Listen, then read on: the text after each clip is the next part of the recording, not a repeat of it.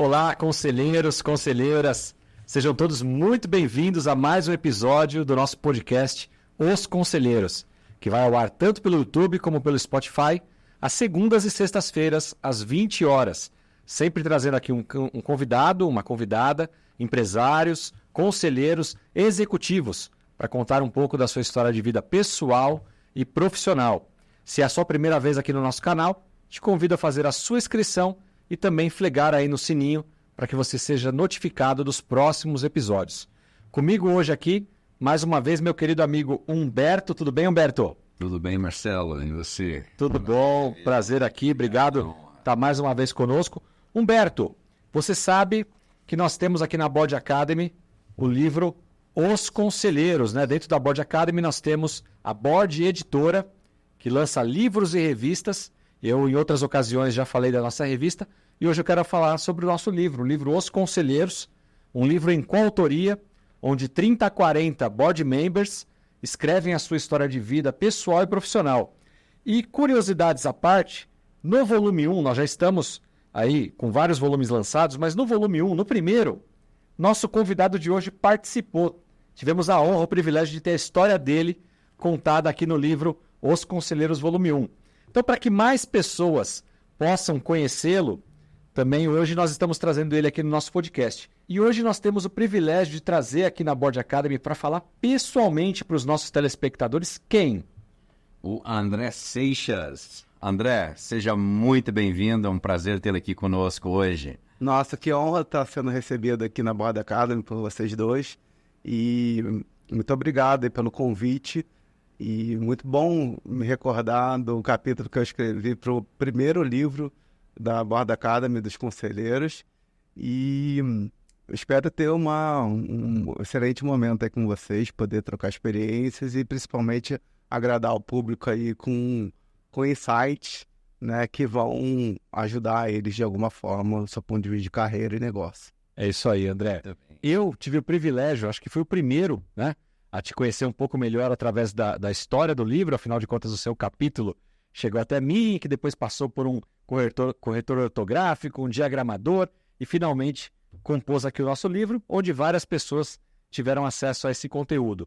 Mas nós estamos falando aqui com o nosso público do YouTube, quase 110 mil pessoas, mais 20 mil no Spotify, que vão conhecer um pouquinho mais, então, da trajetória de vida pessoal e profissional do André. Você mandou para ele aquelas perguntas? Se preparou? Mandei por e-mail, ele deve ter recebido toda. É, então vamos lá, né? Vamos lá. Brincadeiras à parte. Aqui é uma conversa descontraída, né?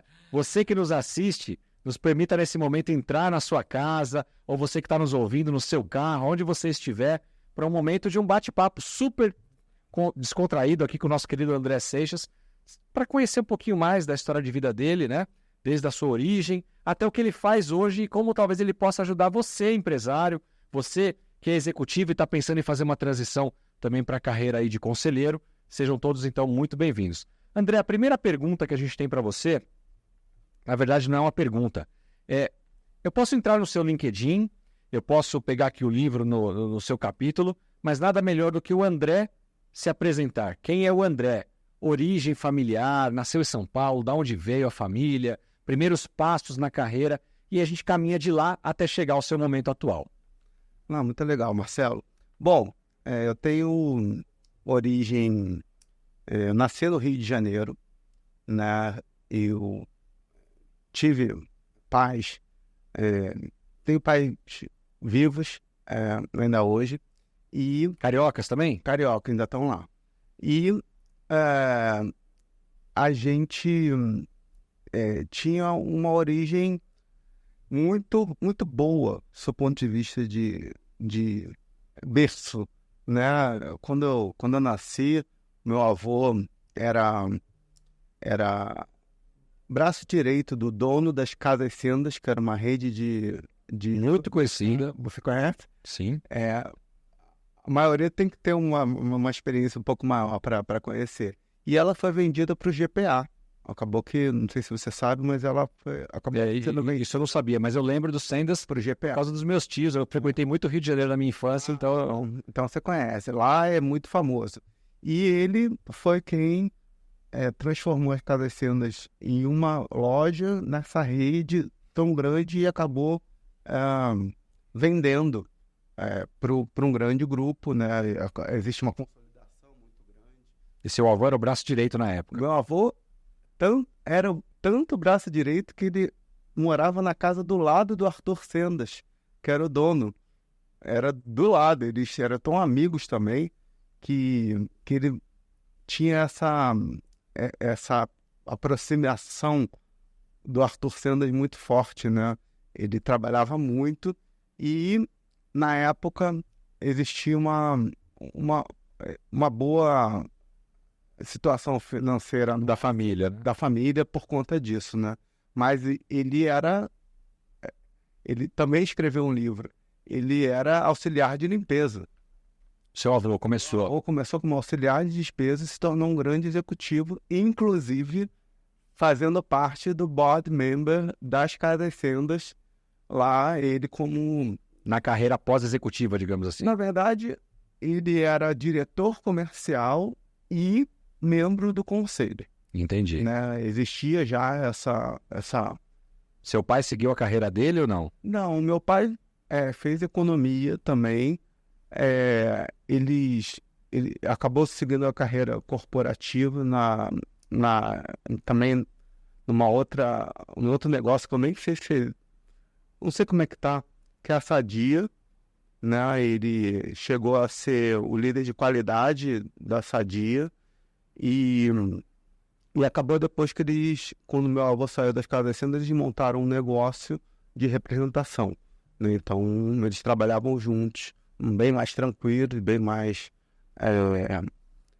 sem essa pressão do mercado corporativo que existia, eram só os dois. Seus primeiros passos foi com eles ou não? Você seguiu outra trajetória? Na verdade, assim, eles me deram a liberdade para fazer qualquer coisa e eu não sabia o que fazer. Eu só sei que ele me influenciou muito também para essa parte de tecnologia, né? Então, eu acabei que a gente fiz tecnologia, fiz ciência da computação na UFRJ, né? Acabei que eu tive condições de fazer vestibular e passar para uma faculdade federal e nunca escrevi um código de programa profissionalmente, né? Eu acabei que eu já segui na área comercial, onde eu passei por várias empresas, como Amazon Web Services, Accenture, IBM. Ainda no Rio? Na época ainda no Rio? Não, isso aqui em São Paulo, já, né? Você terminou a formação lá no Rio e acabou... A formação do Rio, trabalhava na IBM, né, na área de marketing e vendas de uma business unit na IBM, e eu queria sempre mais, né? A gente escrevia lá no plano de RH que a gente queria mais, e eu tinha realmente um potencial. Foi quando o meu gerente, ele saiu do Rio também, ele já gerenciava uma área aqui em São Paulo, e ele me convidou para ter essa promoção tão almejada por mim durante tanto tempo, e ir mais para a área de vendas ainda, não me dividi tanto, porque no Rio eu entregava e vendia, né? No Rio nós éramos em 2 pessoas só, então tinha uma executiva lá que entregava os contratos e vendia, né? E eu era o braço direito dela também. Estava no seu começo de carreira, né? Estava no início de carreira e, como eu tinha essa formação técnica, era um serviço técnico para se entregar, mas de infraestrutura. Na verdade, a gente trabalhava com contratos de Business Continuity Service, onde o cliente tinha um backup site dentro da IBM. Então, ele emulava o ambiente de infraestrutura, de tecnologia dele 2 vezes por ano. Nesse ambiente da IBM, ele, por regulamentação, por um monte de coisa, ele tinha que ter essa salvaguarda. Sim. Né? E o que garantia que essa continuidade de negócio ia funcionar eram os testes que eles faziam lá, ocasionalmente, e por contrato 2 vezes por ano, e ele atualizava o plano de contingência deles, né? Então era muito interessante, porque eram grandes empresas que iam lá com vários ambientes de tecnologia, na época AS400, aí tinha Unix, aí estava começando o ambiente Windows, e na verdade essa área quando começou era mainframe, puro mainframe, né? E a gente foi se adaptando também. Então os contratos, você tinha lá a infraestrutura que o cliente tinha contratado, e ele ia lá 2 vezes por ano e a gente fazia reuniões pré-teste e pós-teste. Isso tudo no Rio ainda. Tudo no Rio. Aí o gerente sai e Não, aí o gerente, ele ganha uma promoção. uma promoção, ele ganha outras áreas aqui em São Paulo, e ele estava organizando essas áreas, e tinha que ter um cara que seria o dono de vendas de outro serviço, que não era mais backup site, era o e-business. Lembra do e-business, do hosting? E-business hosting. Parece que foi ontem. Aí era até o Gilberto Gil que fazia algumas propaganda, né, do e-business, essas coisas. E aí eu comecei a fazer vendas corporativas de e-business. Vem para São Paulo, jovem ainda. Em 2004. Que ano você veio para São Paulo? Em 2004. Em 2004. Eu fui fazer pergunta e você... Acabou que eu Solteiro, né? Solteiro. solteiríssimo. Solteiríssimo. Foi quando também, mas em 6 meses eu já conheci minha ex-esposa. A gente casou, ficou junto durante muito tempo. Recentemente a gente se separou. Mas foi muito... São Paulo foi muito acolhedora. E essa minha coragem foi recompensada por esse crescimento profissional. Essa vinda para São Paulo, desde então tá aqui. Desde então estou aqui. E Passou pela IBM. Quanto tempo ficou na IBM? eu fiquei na IBM quase 20 anos. Nossa, Porque foi desde o início da carreira, né? Foi um bom tempo, especialmente quando a gente fala de empresas de tecnologia que se trabalha muito por projeto e as pessoas trocam de empresa, né, dentro do circuito. Hoje é IBM, amanhã é Accenture, amanhã é NTT, amanhã é isso.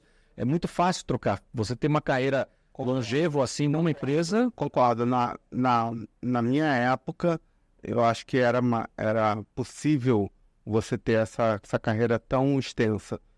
Hoje em dia, e o que aconteceu comigo acabou que eu passei 5 anos numa empresa, 3 anos. Claro, dentro da mesma, mas atendendo projetos diferentes, né? Áreas. Isso, e sempre com possibilidades maiores. Então, você falou de Accenture, eu também tive a oportunidade de trabalhar lá, e muito porque existiu um ambiente, um momento que o mercado estava comprando outsourcing, que acabou que foi a segunda... O e-business hosting acabou que virou outsourcing, né? Outsourcing de tecnologia. E depois de lá, eu fui para a concorrente direta dele aqui, que era a EDS, que justamente no momento que foi comprado pela HP, né? Então, a HP comprou, e depois eu fui para a Amazon Web Services, que era uma empresa de cloud computing. E na Accenture, eles queriam alguém que tivesse para vender outsourcing, e a transição que eles vendiam era justamente assim: sai da infraestrutura tradicional e faz ao mesmo tempo outsourcing na nuvem.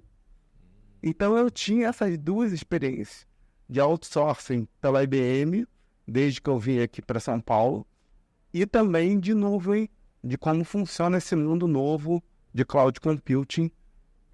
Hoje em dia não é tão mais novo assim, mas na época eu fui o 3º ou 4º cara da AWS aqui no Brasil.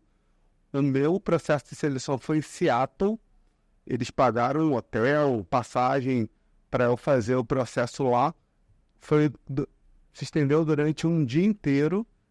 E eu, na verdade, quando eu liguei para lá, falei o seguinte, ó, deve ter algum equívoco, porque eu sou aqui do Brasil e eu vou trabalhar aqui, eu não estou preparado, eu não considero uma posição nos Estados Unidos nesse momento, porque eu estava com um filho pequeno e tudo mais. E ela falou o seguinte, não, é porque no Brasil ainda não tem pessoas para rodar esse processo, depois eu comento sobre isso, que boa parte da ocupação dos funcionários da AWS são fazendo entrevistas, eles cooperam muito com essa parte de recrutamento e seleção, fazendo entrevistas, participando de rodas para aprovar candidatos ou não. Quer dizer, parte da atribuição dessa vaga que estavam contratando, depois seria para ser um cara que iria avaliar os próximos a serem contratados também. Na verdade, todo mundo tem na AWS, tem essa cultura e todo mundo meio que tem parte do tempo dele que ele tem que se dedicar a fazer entrevistas com novos candidatos e participar desses processos de seleção. Então, não existe pessoas na AWS que não têm esse tipo de engajamento.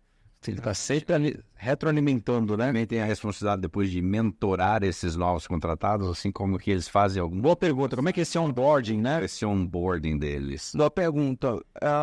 Na minha época, tinha pré-executivos, para quem era líder de pessoas. Você tinha uma pessoa que era um mentor, né? Com mais tempo de casa, né? Tempo de casa, mas como mentor. Na minha época, para funcionários que não tinham liderança, né, que não tinham um cargo de gestão, né? Um cargo de gerente de pessoas, não tinha uma coisa formal. Não sei como é que está hoje. Mas, voltando lá, então eu liguei para lá e falei o seguinte, olha, deve ter algum erro, porque estão me falando aqui que o meu processo é esse ato. Aí a moça me explicou. Falou que não, é que no Brasil ainda não tem uma quantidade de pessoas para rodar esse processo todo e você vão rodar aqui na matriz, que era em Seattle, lá porque já tinha gente suficiente. Então, o processo de seleção lá, que ele dá muito valor, é muito extenso. Começou cedo, 9 horas da manhã, e foi acabar 18 horas, para você ter uma ideia. Várias baterias de entrevista, teste. Várias entrevistas, eles têm que anotar, né, fazer anotações, e no final, olha só, eles me deram como dever de casa, que vocês falaram aí das perguntas, eles me deram como dever de casa a seguinte situação. Olha, você...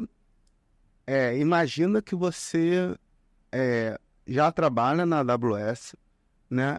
E existe aqui uma RFP, bem na área comercial, né? Um Request for Proposal, que é o ambiente formal, onde as empresas, quem não sabe, é um documento que ela diz para o mercado o que ela precisa e normalmente ela já tem esses serviços prestados por alguma empresa. Então, eles me deram um cenário de substituição, que o cliente queria substituir o ambiente que estava com os 2 principais concorrentes deles, como seria essa solução. Então, quer dizer, olha só, você tinha que aprender sobre a AWS antes de você entrar na AWS. Né? Acho que é o correto, você tem que conhecer a estrada que você vai trilhar, né? Eu acho. Nossa, mas... Você passou o dia inteiro lá, passou o dia inteiro, recebeu esse dever de casa para depois entregar para eles, isso? Não. Quando eles mandaram um e-mail me dizendo que eu era para ir para Seattle, te deram o dever e à tarde deu para você apresentar lá.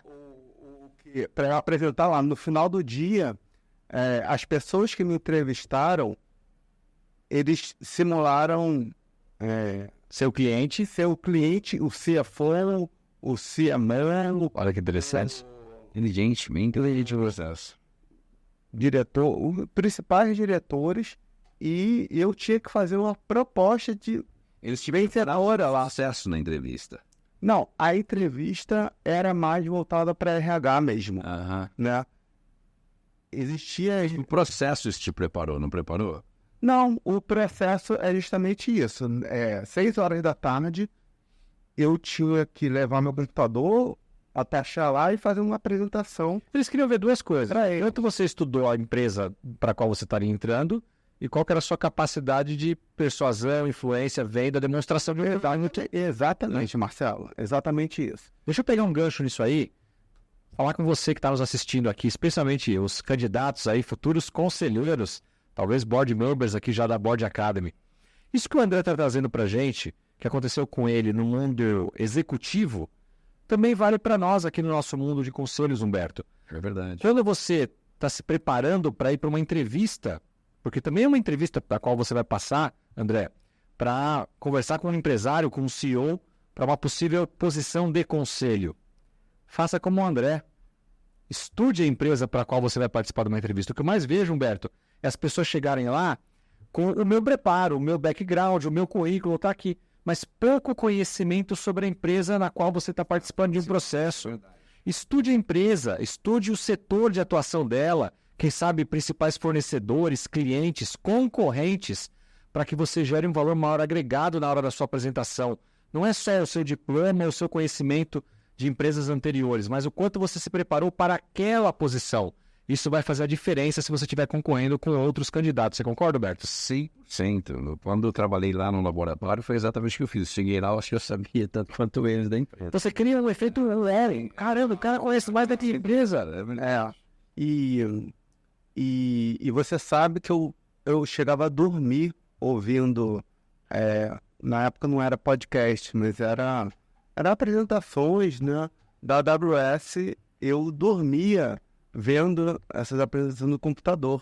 De tanto que eu queria, Lógico. porque era uma multinacional que quem conhece o poder da Amazon... Quem se prepara mais, transpira menos. E sem contar, sim, claro, né? Eu acredito que você tem um ótimo nível do idioma. Mas ainda o desafio de fazer tudo isso é em inglês, né? Muito. Cara, falar sobre o que você Domina é uma coisa. domina e a vida...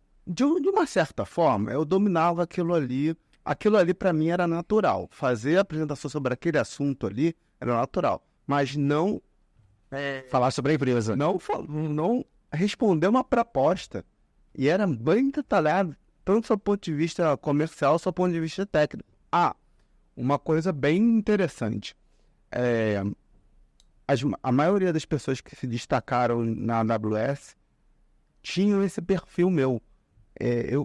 Conforme eu falei, eu fiz o FRJ, Ciência da Computação, na UFRJ. Então, eu estudei muito essa parte, as entranhas do que é tecnologia, né? O 0 e 1, ali que tudo é 0 e 1. Tudo que existe aqui no computador acaba que é 0 e 1. E você estuda matemática de 0 e 1, você... É bem legal, né? É o tal no beat, né?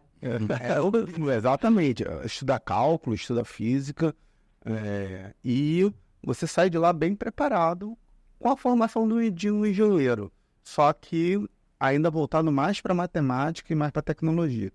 Então, as pessoas que se destacaram, e eu acredito que eu fui uma delas, na AWS, nesse início dela aqui no Brasil, foram as que tinham esse background técnico, ou seja por formação, ou seja por ter trabalhado com essa coisa de tecnologia, do que pessoas que tinham mais uma formação comercial genérica.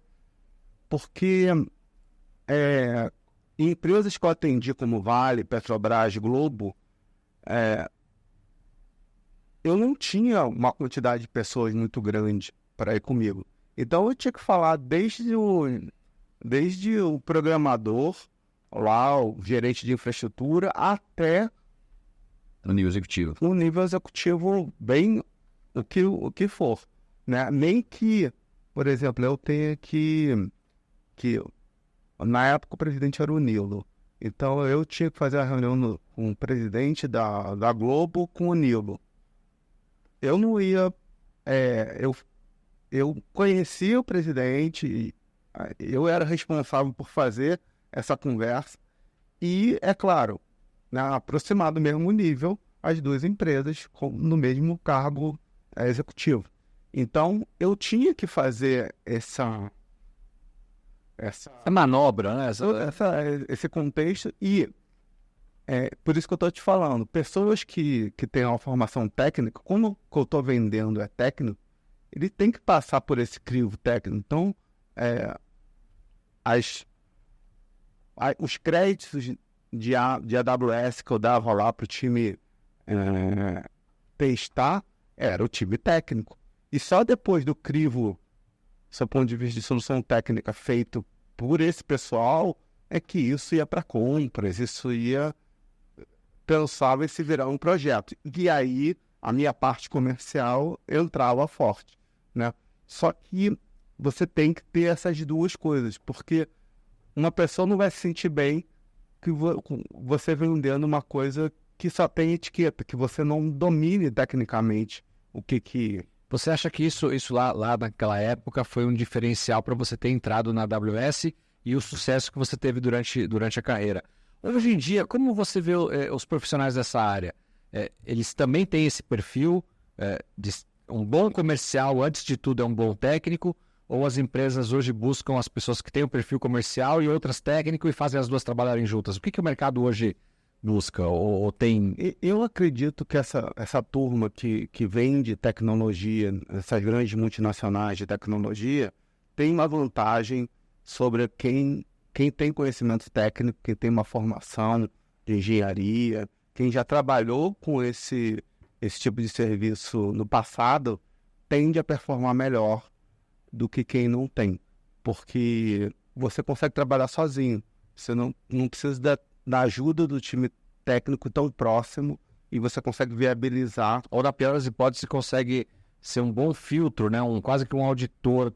Se outra fizer, você tem experiência técnica para ela e fala, aqui acho que vocês não pensaram nisso, aqui você errou, né? E tem outra coisa também. O diretor de tecnologia dessas grandes empresas, ele também tem um background técnico.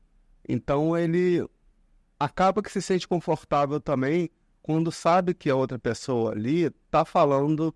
Conhece o produto, trabalha. Faz a diferença toda na hora do comercial, na hora de você fazer, né, o fechamento do... Você que é um especialista na área comercial sabe muito bem disso, né? Como é importante a área comercial. Se você não conhece features do produto, você não vai poder trazer os benefícios para quem vai poder adquirir o seu produto. Isso é extremamente importante. Então, respondendo bem objetivamente a sua pergunta, eu acho que a pessoa, quando tem esse viés comercial, né, antes de tudo, tá?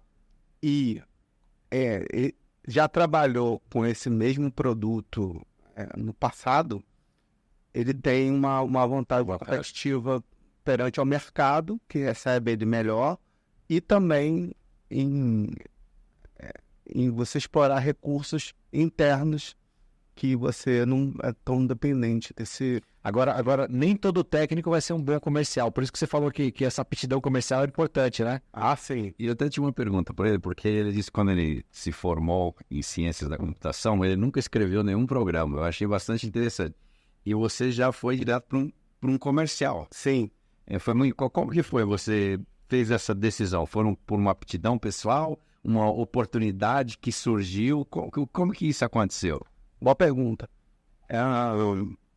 Quando eu estava no Rio de Janeiro, pela própria IBM, eu tive a oportunidade de trabalhar próximo a essas duas áreas. Então, eu era responsável técnico sobre os contratos vendidos e a pessoa comercial no Rio de Janeiro, que eram só dois, ela também vendia para clientes novos, Petrobras, na época Texaco. Eu me lembro dessas grandes empresas que precisam desse tipo de serviço. Sim. Né? Na época nem existia startups e a gente também não ia empresa pequena porque não necessitava por auditoria, por Planejamento estratégico da empresa. Planejamento estratégico e realmente tinha empresas que, e se pegar fogo aqui, como é que a gente vai trabalhar? Tinha realmente a preocupação. Outras assinavam um contrato que o mercado que ela estava obrigava ela Uma exigência legal. uma exigência e eles gostavam de ter essa obrigação porque realmente é um backup, né, que eles têm, mas se você deixar a organização tomar uma decisão de vai ter um contrato de backup site ou não, acaba que nem todo mundo está confortável financeiramente para ter mais uma despesa, né, em uma coisa tão tem uma probabilidade baixa de acontecer, né? Ele já se preocupa com o data center dele lá na casa dele, prevenção de incêndio e tudo mais. E ele ainda ter isso, normalmente são empresas multinacionais que precisam desse tipo de serviço por auditoria e tudo mais. Então, nessa época eu fui contratado para isso, né? Para ser estagiário na IBM e ajudar as pessoas, as empresas a executar esses exercícios de continuidade de negócio. Mas a pessoa que estava lá era uma pessoa comercial e viu que eu gostava disso. E em vez de ir nas reuniões de prospects sozinha, ela, vamos lá, André, aqui tá tranquilo. Para você também ter um pouco uma ideia do mercado, e por que eu vim para cá, nós éramos 2 lá no Rio de Janeiro, e aqui eram 20. Aqui eram 20 pessoas em São Paulo, cada um os especialistas técnicos e umas 10 pessoas igual a moça que vendia lá no Rio de Janeiro. E, na verdade, tinha uma separação. Quem vendia só vendia, quem entregava só entregava. Ela lá vendia e ainda entregava. Então, para você ver como é que estava bem.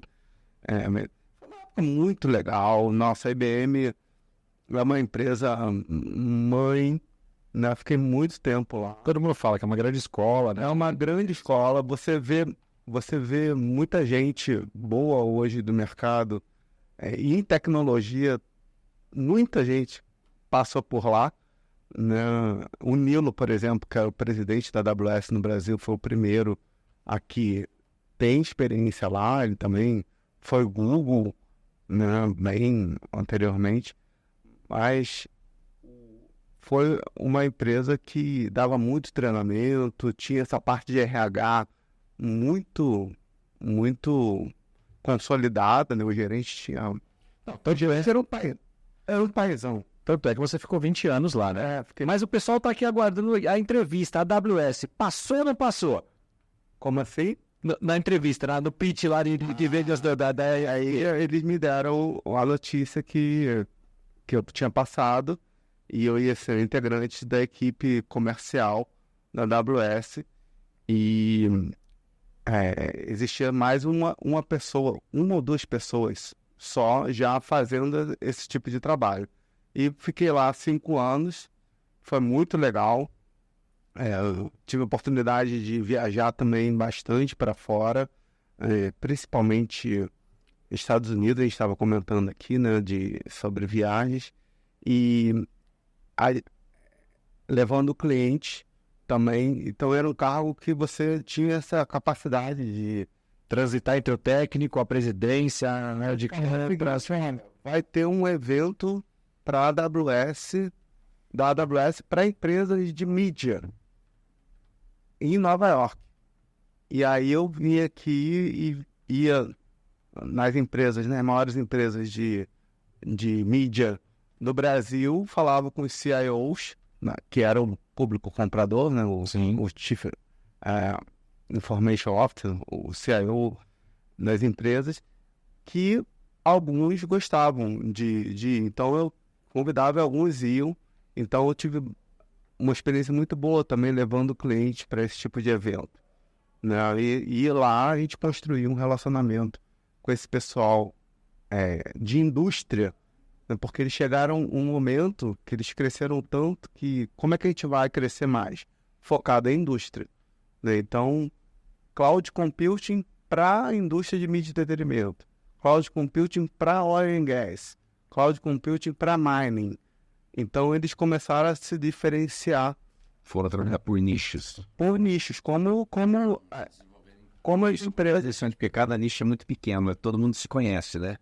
Se Então, você entra num nicho e faz bem com um, o nicho te adere. e as vacas para pessoas comerciais, hoje em dia, se você me perguntar quando eu saí de lá, ele já falava o seguinte: olha, a gente está fraco em varejo, né? Vamos contratar alguém de vendas para a gente reforçar essa área. Então, o pessoal lá também era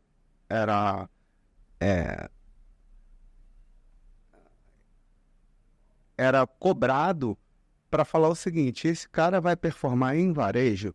Qual é a experiência que ele tem? Ele conhece o CIO do Walmart? Já tem uma rede de relacionamento? Você tem 20 anos trabalhando nessa indústria, porque a gente vai te jogar lá, vai te dar muita, né, liberdade, autonomia para trabalhar, mas a gente quer que seja um cara que já conhece, porque tem mais trânsito, tem mais... É mais fácil atuar. Eu trabalhei numa consultoria também em tecnologia, e eu lembro que o presidente, quando ele ia no escritório e tinha um salão assim grande, quando ele via os executivos sentados lá, ele ficava louco. Ele dizia assim: executivo sentado aqui dentro do escritório, a gente está perdendo dinheiro. Você tem que estar lá na ponta no cliente. FaceTime, né? FaceTime, porque é lá, é tomando um cafezinho com um, ainda você do outro, que surgem as oportunidades e talvez você não seria lembrado numa RFP, e aí de repente cai no seu colo uma oportunidade. É exatamente isso, Marcelo, é exatamente isso. E aquilo que você faria, quem não é visto não é lembrado, né? É exatamente isso. E você tem que gostar de estar no cliente, de trabalhar no cliente, mais do que trabalhar no teu escritório. Tem que ter maturidade, organização, relacionamento interpessoal. Tem que ter tudo isso e tem que... E para você ter uma vida confortável, é bom você trabalhar no que gosta, né? E eu via as pessoas lá entendendo por incrível que pareça, entendendo que não dá para contratar gente que não tem experiência, né? E eles lá, os meus pares, eles tinham tanta experiência quanto eu, e eles só foram contratados por conta disso, pela experiência que eles tinham, né? Ninguém enrolava ali na entrevista, tá? Todo mundo que entrou lá era muito bom, justamente por conta disso, porque eles tinha uma seleção natural ali, né? Nos processos de entrevista, eles falavam com muita gente, e passar pelo crivo de muita gente ali O que é um processo também saudável esse, né? Muitas empresas têm adotado, demora um pouco mais, é cansativo, mas é mais assertivo quando você faz um processo seletivo que passa por áreas e pessoas diferentes. Porque eu olho e te entrevisto o André, e vou ter minha opinião, mas é uma única opinião, né? Com o meu viés. Ao passo que outras pessoas também entrevistando, e depois a gente no colegiado discutindo sobre aquele colegiado, é muito mais saudável. Então aqui um recado talvez para os empresários, né? Quem sou eu para querer ensinar a missa ao vigário? Mas num processo de contratação, seja de um conselheiro, de um executivo para a sua empresa, o colegiar essa decisão é muito importante. Começa lá com o requisitante da área, passa por recursos humanos, chega um diretor, um presidente, mas quanto mais a gente sobe nessa pirâmide aí dos cargos, mais gente deveria ser envolvida, na verdade, para tomar uma decisão mais assertiva de alguém que tem experiência, de alguém que gosta. E tem uma coisa que a gente não falou aqui ainda, que é super importante e talvez seja ali como é que fala? É o fiel da balança. Tem fit cultural ou não? Porque às vezes você contrata alguém super experiente, background, currículo, mas se não tiver fit cultural, cara... E eu acho que tem que ser conhecido antes da contratação. E existem sistemas para você fazer esse reconhecimento dessa pessoa, né, em todos os sentidos, né? Se ela vai se adequar àquele trabalho, àquela equipe. Porque às vezes a empresa contrata aquela pessoa dando um tiro no escuro. Será que vai dar certo? E isso é um dos grandes erros. Às vezes não é bom nem para o contratado e nem para quem contratou. Especialmente quando você tira um colaborador de uma outra empresa. A empresa tem uma responsabilidade nisso, né? Ah, ele quis vir. Não, mas peraí. Você vendeu o peixe certo ou só depois que ele entrou ele descobriu como é que era? Isso aconteceu comigo. Eu nunca mencionei porque foi uma experiência horrível. Vocês já devem ter ouvido falar da Sears nos Estados Unidos, né? É enorme. Sim. É uma empresa Estado, vamos dizer assim. Eu fui contratado para trabalhar na Sears. Eu fiquei 30 dias e pedi demissão. Falei, isso não é o que foi me prometido. Nada do que está sendo acontecendo aqui foi conversado comigo na minha entrevista que foi me prometido. Pedi minha demissão em 30 dias. Olha o desgaste. O custo que eles tiveram para me treinar. O treinamento foi excelente, mas na hora da execução não tinha absolutamente nada a ver com o que eu havia me comprometido. Zero. Mas não tinha nenhuma vírgula.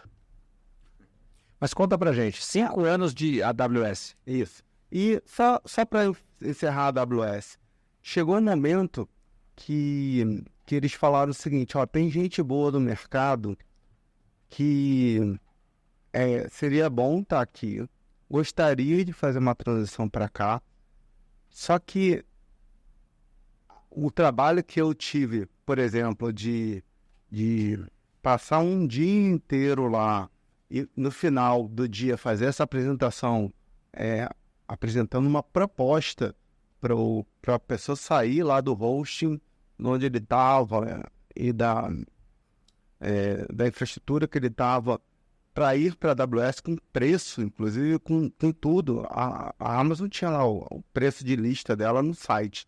Né? Hoje em dia, o mundo é tão maduro quanto esse. Então, o preço é aberto, não é escondido. Os descontos são especiais, mas... E existia pessoas que não... eu tô aqui, eu não vou fazer esse esforço todo. Então, eles flexibilizavam, falaram o seguinte, ó, faça uma apresentação sobre o que você quiser, para você justamente mostrar e eles te testarem no palco. Né? A oportunidade de você demonstrar o seu talento. Exatamente, de alguma forma. E aí ia da pessoa, né, querer fazer isso e se dar bem nesse processo. Tudo tem prós e contras, né? Então, existem pessoas boas que não estão propensas a estudar como eu estudei. Todo mundo, ok, mas essa pessoa seria boa lá na AWS. E aí eles tiveram muita crítica por conta disso, porque onde já se viu você aprender sobre a empresa antes de você entrar na empresa, eu vou ser treinado aqui quando eu entrar, né, a obrigação dela, como você teve na Sears, mas, enfim, é cultura. É cultura. E é bom porque eles já descartam alguns candidatos que, não, você tá louco, eu não vou ter que estudar e apresentar nada antes, não. Legal, muito obrigado. Talvez você não seja feliz aqui. Tá tudo certo. Tá tudo certo. E pode ser também que essa pessoa seja uma pessoa interessante. E eles flexibilizavam essa apresentação para que essa pessoa também tivesse a oportunidade de entrar ali no processo e se notadamente ela fosse uma pessoa diferente, né? As empresas têm evoluído muito no processo de contratação, né? O RH não tem condição hoje de analisar 2.000 currículos que chegam para uma vaga. Então o filtro já tem sido muito automatizado, robótico.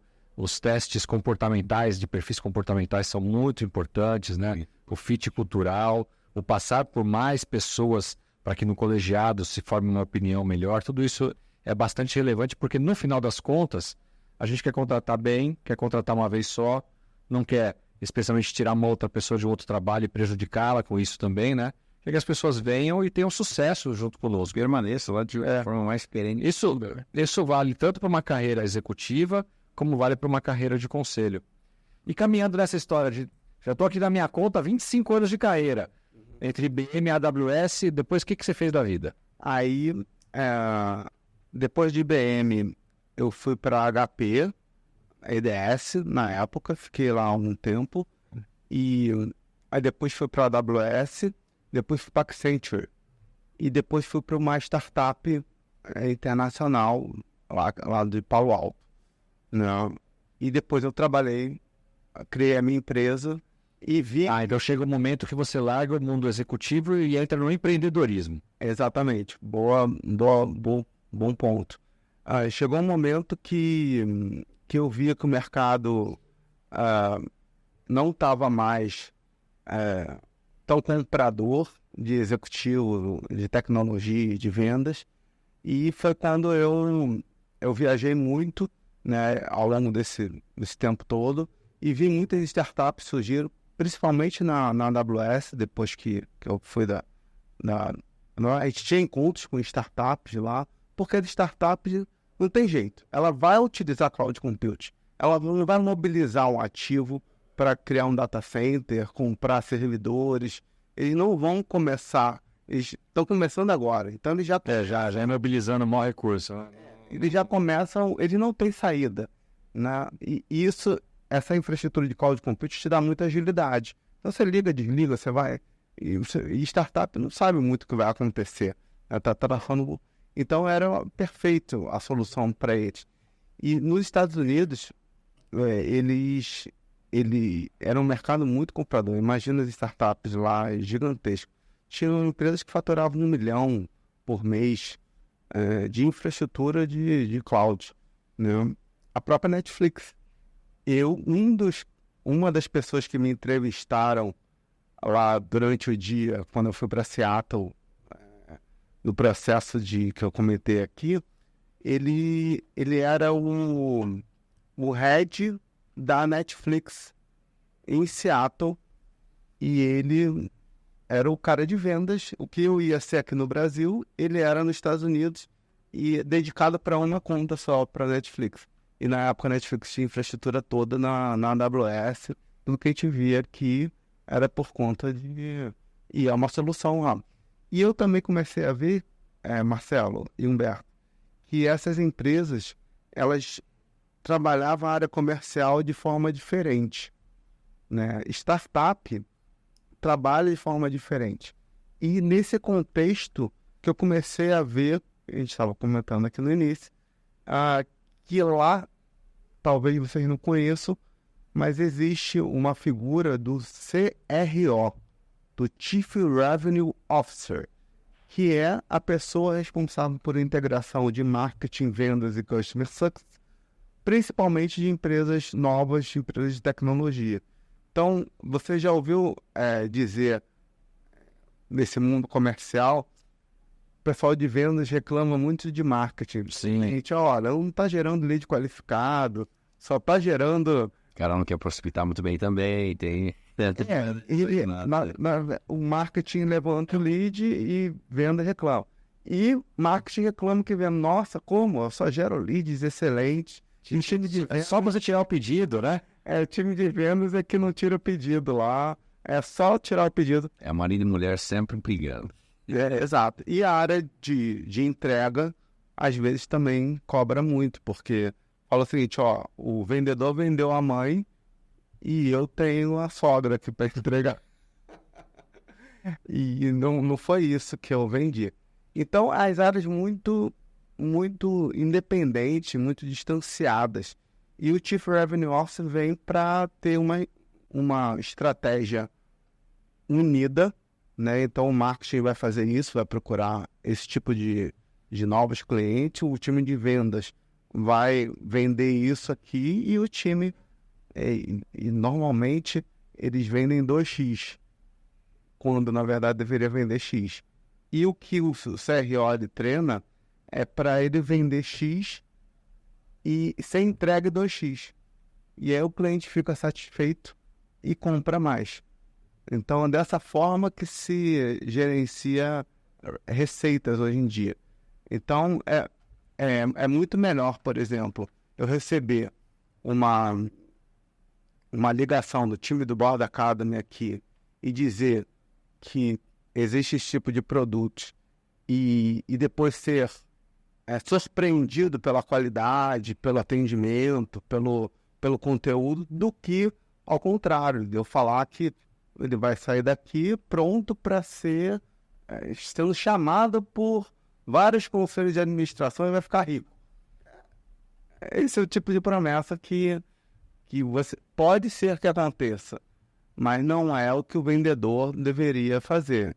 Então, hoje em dia, é vender X, ter ali uma contenção na hora da venda, não ter essa liberdade toda, e entregar mais do que você vendeu.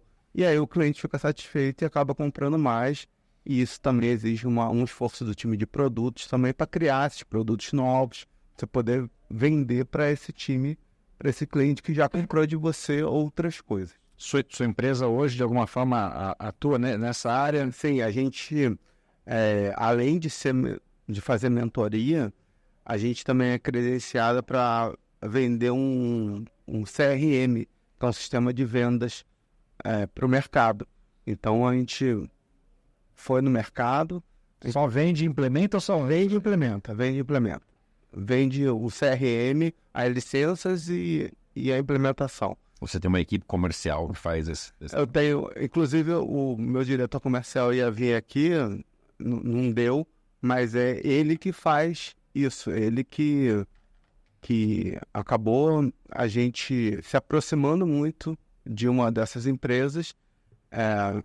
O CRO deles ficou muito amigo nosso e a gente abriu para fazer esse tipo de novo negócio, da gente poder vender o CRM, pode falar o nome? Pode, claro. Pipedrive para cliente. A gente pode até fazer isso separadamente, para quem não é da mentoria, mas acaba que o nosso fluxo... É um excelente CRM. Nosso fluxo é esse.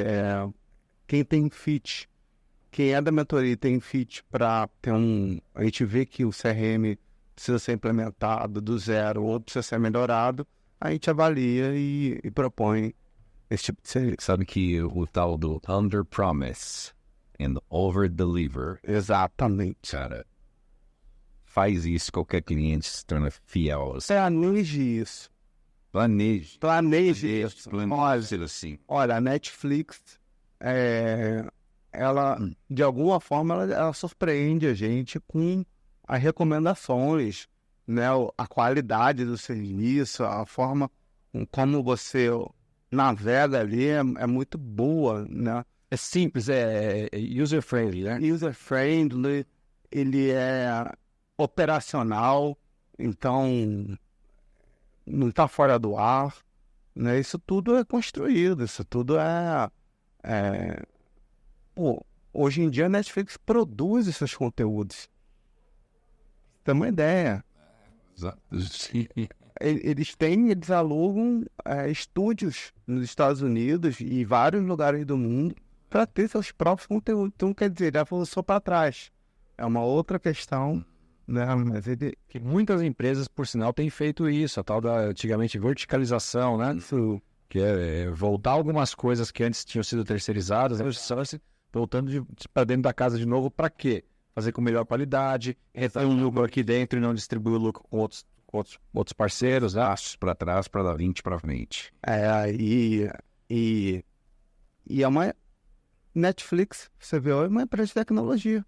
Com certeza. É uma empresa de tecnologia que está aí, já foi uma startup tradicional, do ponto de vista de começar aí com os ensinamentos das startups.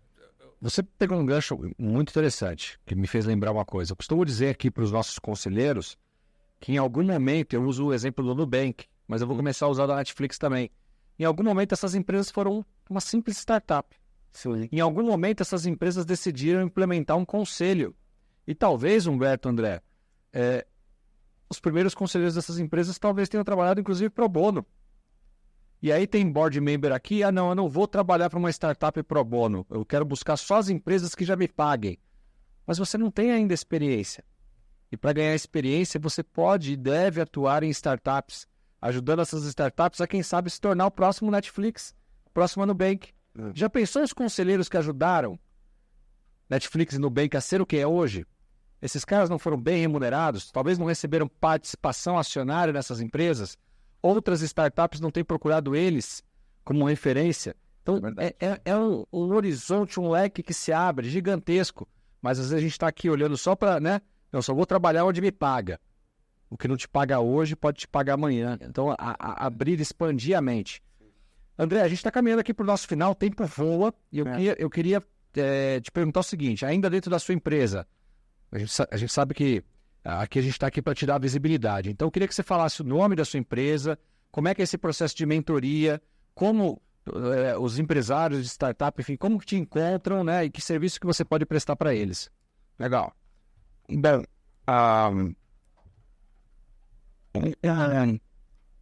uma coisa que a gente não explorou muito aqui foi justamente isso. Você reaprender e aprender tudo de novo, cada vez com mais frequência, né? Então, por que eu estou falando isso?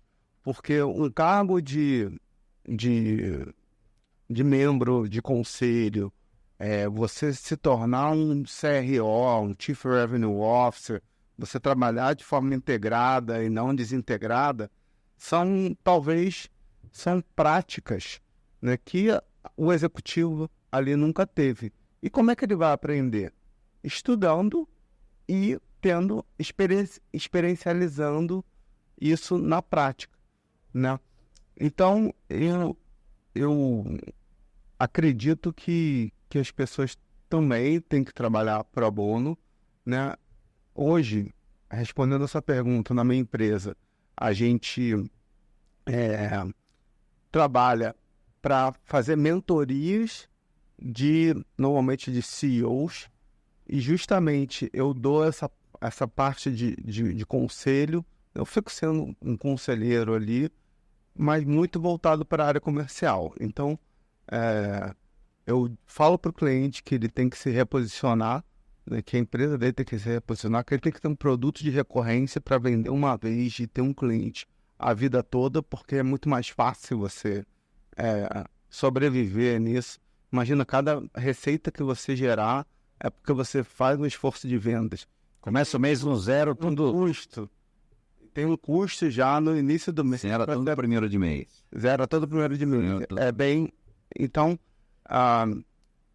isso, você reaprender e aprender sempre, e você ter um produto de recorrência, é o que o CRO tem que ter como mindset, né? E é isso que eu exploro. É o grande sonho, ter a recorrência. Exatamente. É isso que eu exploro. Nem que seja de centavos, igual uma maquininha de cartão de crédito. Mas gera bilhões. Gera recorrência de várias... Então você auxilia os executivos através de processos de mentoria, Isso. além do lado da venda e implementação de CRM. Sim, a implementação do CRM é um segundo passo que talvez eu vou oferecer para o cliente como um outro produto. Mas a mentoria que vai editar e o negócio do cliente que vai editar. Todos os níveis de empresa, mais focado em startup, familiar? Mais focados em empresas de tecnologia. As pessoas se sentem mais à vontade com uma pessoa que passou por essa... É incrível. Aquele papo que a gente estava tendo no início, né?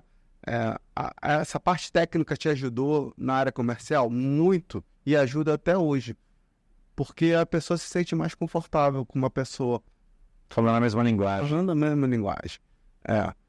Eu acredito que você vai comprar um carro, você vai comprar, se o vendedor, você vê o seguinte, aí como é que funciona o motor? É a diesel? É cilindros, não sei o quê. Cara, peraí, eu vou chamar uma pessoa aqui para falar com você.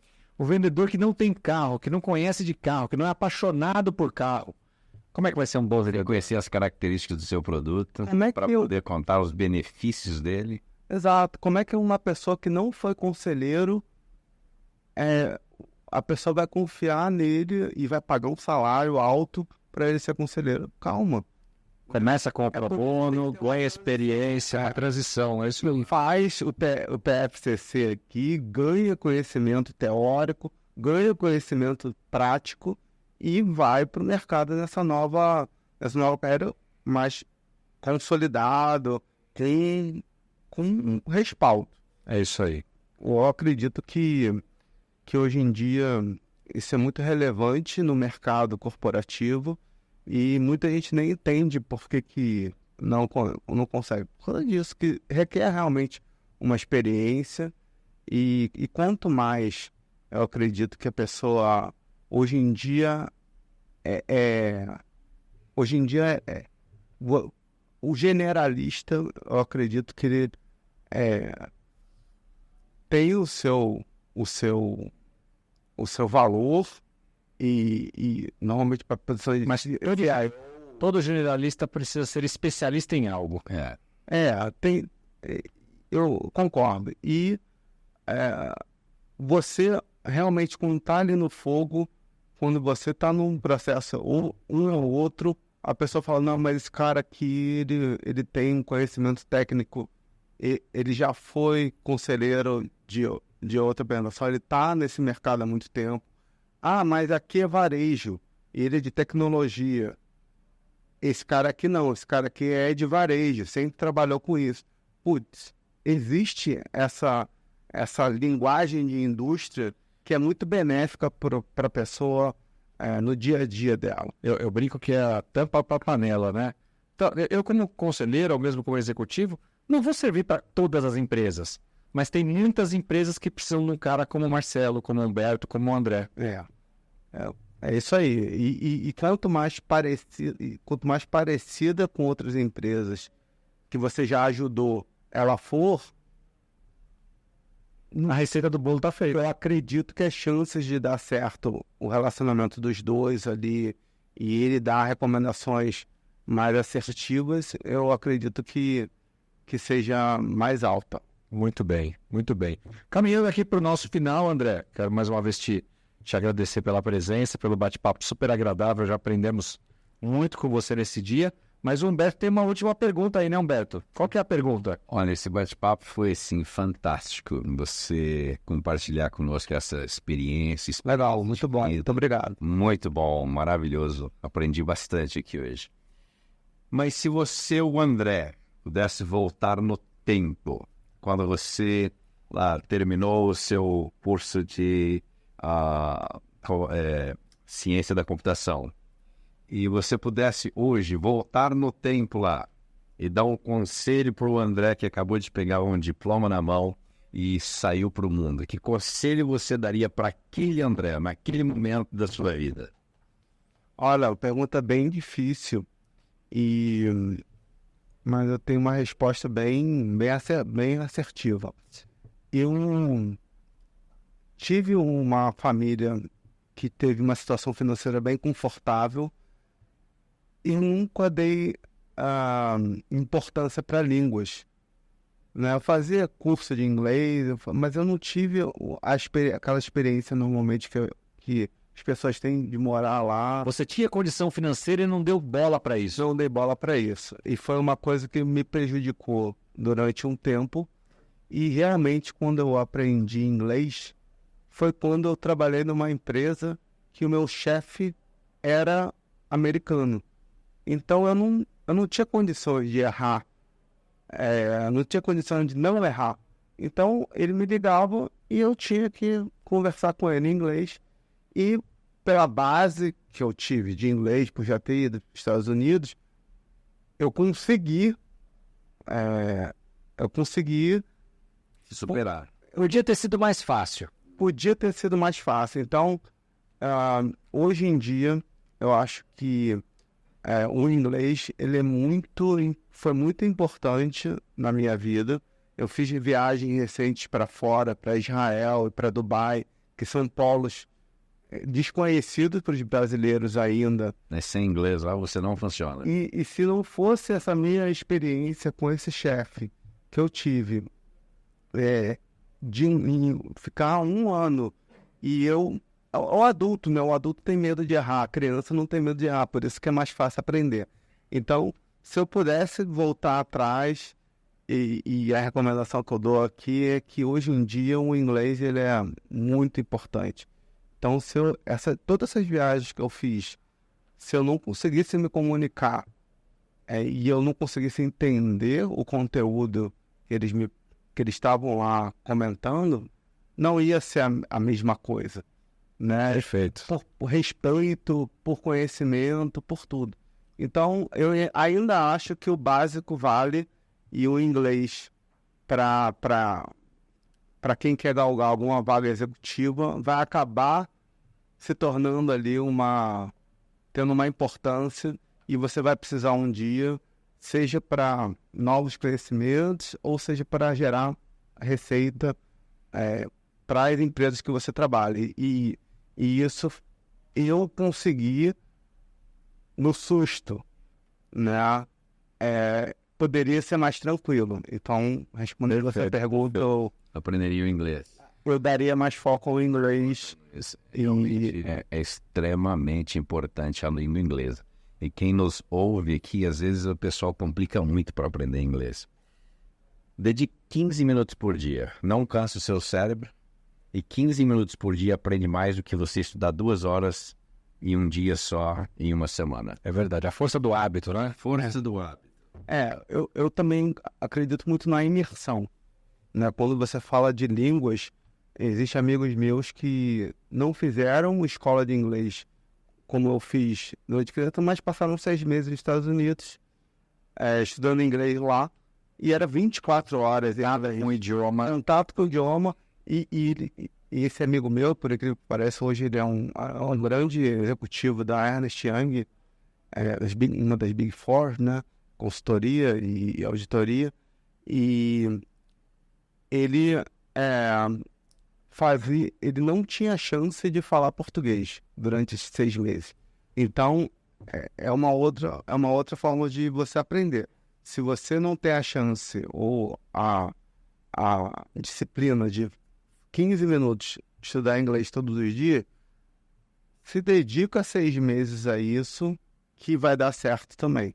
O problema é que a realidade é que das pessoas que precisam aprender o idioma, as que podem tirar 6 meses da sua vida para ir lá, talvez 2, 3% das pessoas. É verdade, foi o caso. Então, na verdade, eu acho que o que funcionaria para a maioria das pessoas é o aqui e o agora onde eu estou.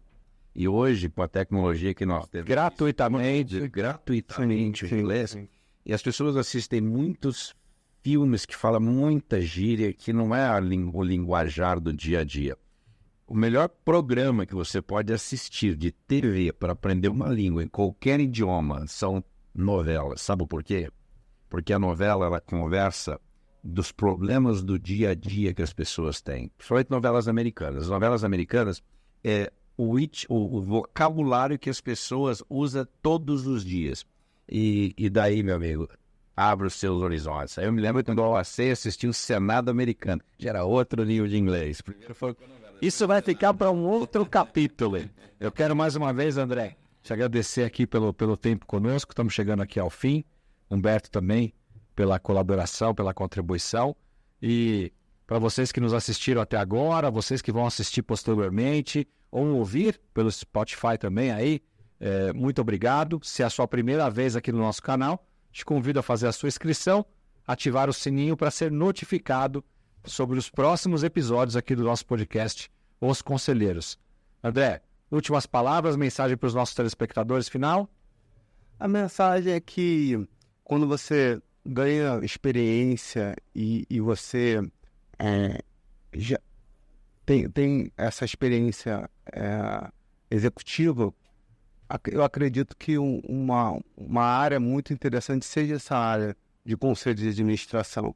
Então, eu recomendo muito consultivo, né? Conselho de administração para um pote de empresa, fiscal, consultivo, onde você engloba as startups, as empresas de médio porte, familiares. De maneira de trabalhar como um conselheiro profissional e hoje em dia você tem a Board Academy para ajudar do seu ponto de vista teórico, prático.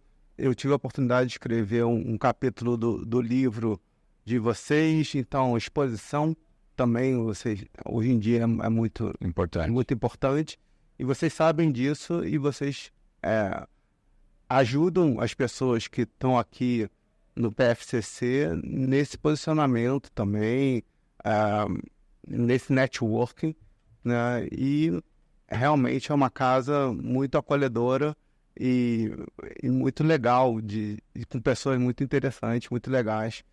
Só tem pessoa muito legal aqui.